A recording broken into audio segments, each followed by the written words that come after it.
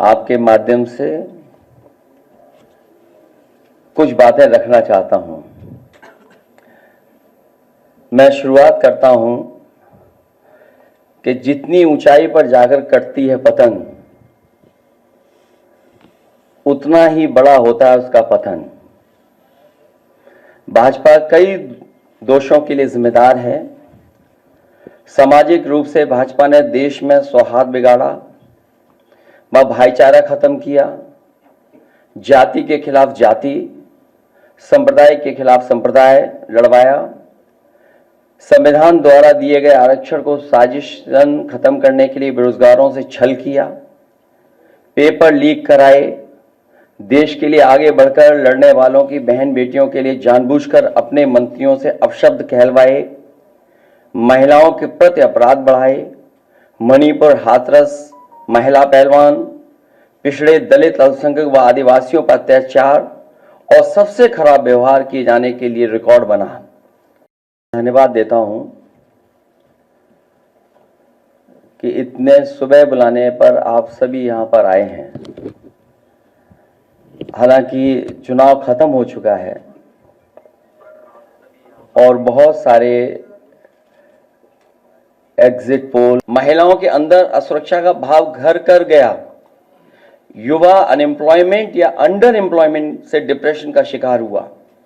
राजनीतिक रूप से चंडीगढ़ के मेयर चुनाव में कैमरे के सामने धांधली की, चुनी हुई सरकारें गिराई, खरीद फरोख्त का नकारात्मक सियासत को जायज ठहराया, पारिवारिक रूप से राजनीतिक फायदे के लिए परिवारों को लड़वा दिया, भाई के खिलाफ भाई को, मानसिक रूप से भाजपा ने अपने ही समर्थकों को हिंसक बनाया, मॉब लिंचिंग को मानसिक रूप से सही ठहराने की साजिश की, आपराधिक रूप से ऐसे लोगों को मंत्री पद दिया और बनाए भी रखा जिन्होंने किसानों की हत्या की, जो महिलाओं पर अत्याचार शोषण के दोषी हैं।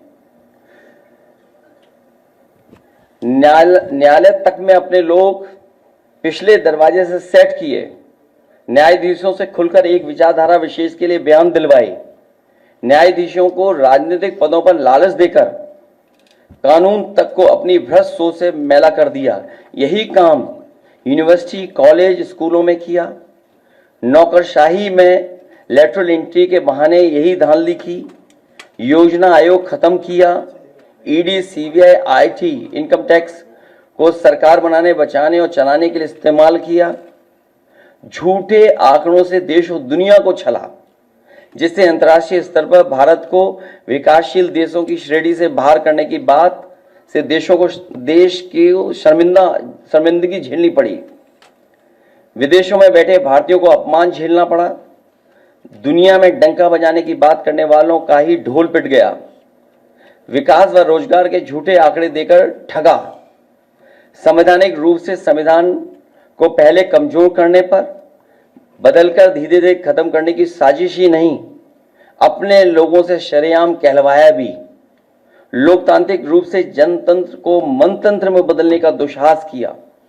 व्यक्ति को व्यवस्था से बड़ा बनाने और बताने का दुष्प्रचार कर लोकतंत्र की भावना का अपमान किया। चुनाव के नतीजों को कुछ भ्रष्ट मीडिया कर्मी और अधिकारियों की मिलीभगत से बदला भी और आगे भी इस चुनावी घपले को जारी रखने का षड्यंत्र रचा।